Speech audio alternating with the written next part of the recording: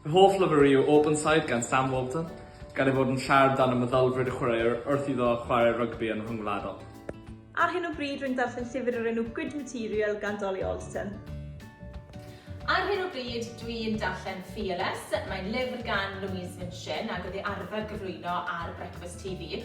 A be mae'n neud yw mae'n trafod ac yn siarad gyda rhyw 20 o fenywod ysbrydoledig sydd wedi gwneud campau anhygoel yn y byd chwaraeon ac actor, ac maen nhw wir yn ysbrydoliaeth. Dwi ddim yn gwybod os dwi'n barod i redeg marathon yn yr Arctic eto, ond yn bendant mae agwedd nhw at fywyd yn arbennig.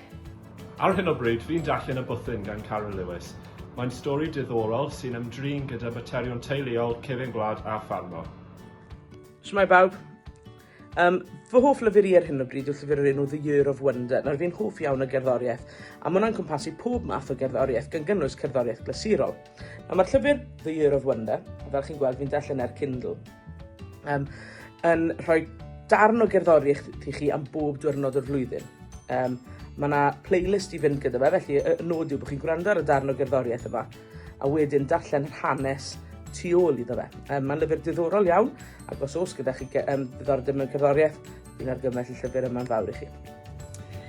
I fi, mae darllen yn aml iawn yn golygu darllen dramâu, darllen golygfeydd, gwneud gwaith ymchwil sydd i'w wneud a dysgu'r pwnc. Felly, o bryd i'w gilydd, mae'n rili bleserus cael darllen llyfr mas o bleser. A dyma be fi wedi cael fan hyn, Born to Run gan Christopher McDougall, llyfr sydd yn sôn am rywun sydd yn rhedeg ultramarathons, hollol anhygol, werth ei ddarllen. Mae darllen yn bwysig am ei fod yn gyfle i ddianc i fyd gwahanol am gyfnod, i ddod i adnabod cymeriadau cyffroes mewn sefyllfaoedd amrywiol, a mae hynny'n gwneud darllen yn agoriad llygad ac yn brofiad hwylus dros ben. Helo, a fy hoff llyfr i yw The Boy in Striped Pyjamas. Ar y funud, rwy'n darllen y llyfr yma am mytholeg Groeg. Mae'n cynnwys amrywiaeth o straeon sy'n llawn hyd ac antur. Mae darllen yn bwysig oherwydd mae'n anagor dywelion i fyd newydd. Dwi wrth fy modd â mytholeg Groegaidd a dwi'n dysgu lot trwy darllen. Mae'n bwysig hefyd rhan sgiliau iaith. Yn bendant fydde fy Saesneg i ddim cyslamau heb fy modd i'n darllen llyfr Saesneg yn cyson a datblygu fy ngeirfa o fewn yr iaith. Ar hyn o bryd, dwi'n darllen llyfr Cwlwm gan Fion Enlli. Dim ond cwpl o benodau dwi'n darllen hyd yma, ond dwi yn ei fwynhau. Mae'n sôn am fenyw ifanc sydd yn byw a gweithio yn Llundain wedi symud o Gymru, a ni'n dechrau gweld hi'n cwestiynu ei hunaniaeth ac yn trafod yr iaith ac yn y blaen. Helo pawb, a un o'r hoff llyfrau fi wedi darllen dros y blynyddoedd diwethaf yw un o Trevor Noah o'r enw Born a Crime.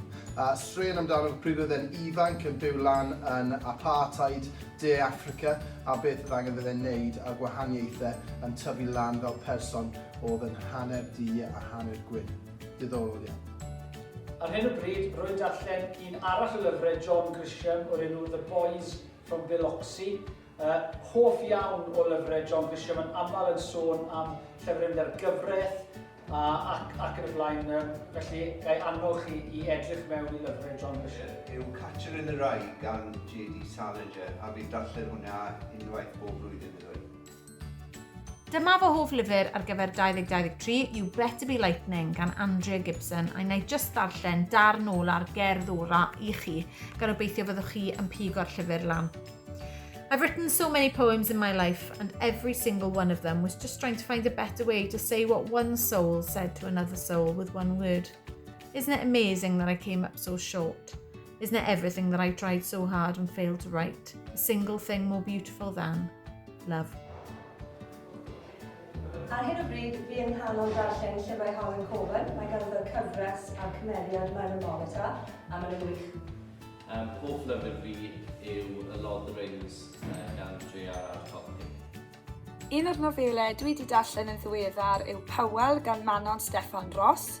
Hi wrth gwrs ysgrifennodd fi a Joe Allen, Llyfr Glas Nebo a Mis yr Yd, a mae'r nofel yma'n sôn am fachgen yn teithio i'r Amerig ac yn dysgu bod caethwasiaeth yn rhan o hanes ei deulu. Fy hoff lyfr fel plentyn oedd Harry Potter and the Prisoner of Azkaban, oherwydd y stori gwych a'r nifer o twists na ydych chi'n ei ddisgwyl. Fy hoff lyfr i yw The Book Thief gan Marcus Zusak. Fy hoff lyfr i yw Alex Rider Stormbreaker gan Anthony Howard, a rwy'n credu mae'n darllen yn bwysig yn wedi llyfrau fel er mwyn gwella eich iaith chi a sychafu.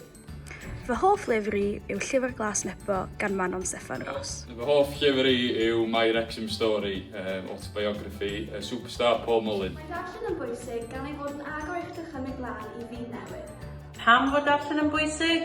Wel, wrth gwrs bod e'n gwella'ch geirfa chi a bod e'n gwella'ch ffordd i chi'n ysgrifennu, ond yn bwysicach fydd mae'n ffordd o ddianc yn eich dychymyg i unrhyw le yn y byd heb hyd yn oed symud o'r soffa. Ar hyn o bryd fi'n darllen You Can't Hurt Me gan David Goggins, a fi'n meddwl bod darllen yn pwysig oherwydd mae'n cyflwyno chi byd ehangach. Fy hoff awdur yw George Orwell, a fy holl llyfr i gan George Orwell yw The Road to Wigan Pier. Hoff lyfr pan oeddwn yn blentyn oedd Captain Underpants. Hoff lyfr yw Nigel Owens, Hanner Amser. Mae'n sôn am y trafferthio nath ei gael yn ei fywydau, a mae'n lot o hiwmor, ac yn amlwg mae fe'n Gymraeg hefyd. Fi'n aelod o Lyfrgell Enechi, a fi'n mynd lawr yn fab i pob i Sadwn, a mae fe'n cael dewis ystyried bach. Fy hoff lyfr i pan oeddwn yn blentyn oedd The Lion, the Witch and the Wardrobe gan C.S. Lewis, oherwydd roeddwn yn hoffi dychmygu fy hun yn mynd trwy cwbwrdd fel yn y stori a cael mynediad i byd wahanol llawn hyd a lledrith. Bryd rwy'n darllen cyfres Thursday Music Club. Fy hoff lyfr neu cyfres o lyfrau wedi bod ers sbel nawr yw cyfres Y Pimp. Dwi'n meddwl bod e'n gyfres modern iawn, dwi'n meddwl bod e'n agor nifer o ddrysau sgwrsiau pwysig ar hyn o bryd sy'n ymwylio o beth yn ymwneud â awtistiaeth, i delio gyda ysgol uwchradd, bywyd cymdeithasol, a mae yna sawl agwedd arall hefyd sy'n hynod o bwysig i ni ddechrau trafod, felly byddwn ni'n argymell darllen cyfres Y Pimp. Fy hoff awdur yw Agatha Christie. Mae hoff awdur fi yw Dan Brown. Fi'n hoffi'r cyfres, mae'n arbennig. Fy hoff awdur i ar hyn o bryd yw Manon Steffan Ross, a dwi'n newydd darllen Powell ganddi a byddwn ni'n argymell llyfr i unrhyw. Darllen yn bwysig oherwydd mae'n ehangu geirfa a gwella sgiliau iaith. Fy hoff lyfr i ar hyn o bryd yw Lessons in Chemistry. Dyma'r tro cyntaf i ddarllen e, ond mae fe nawr ar top fy rhestr i. Fy hoff awdur yw John Grisham. Fy hoff lyfr i ydy Am y Fan gan George Orwell. Byddaf yn argymell y llyfr hon i bobl sydd gyda diddordeb mewn hanes a wleidyddiaeth. Ar gyfer Diwrnod y Llyfr leni, hoffwn ni awgrymu'r llyfr yma, The Book Thief, llyfr gwych sy'n adrodd stori'r argyfer byd o safbwynt bobl Iddewig oedd yna. Mae'n lyfr gret, ewch ati i ddarllen e.